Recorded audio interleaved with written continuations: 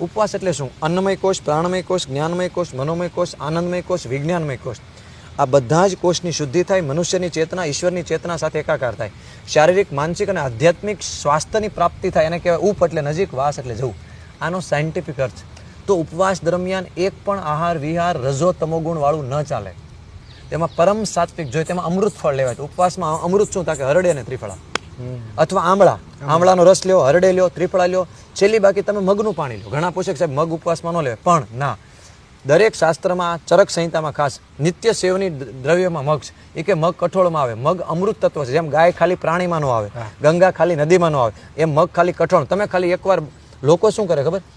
ઉપવાસ કરે ને તો શરીર શુદ્ધ કરવાનું હોય તો સવારમાં જાગીને ચા પીવે, થાળી ભરીને બટાટા ખાય અને ડઝન કેમિકલમાં બોળેલા કેળા ખાય, પછી કઈ ફરાળમાં આવે. એક પણ શાસ્ત્રમાં ફરાળમાં નથી. અને આયુર્વેદના બધા શાસ્ત્રમાં લંઘન અને ઉપવાસમાં મૃદગ યુસ એટલે મગનું પાણી કીધું છે.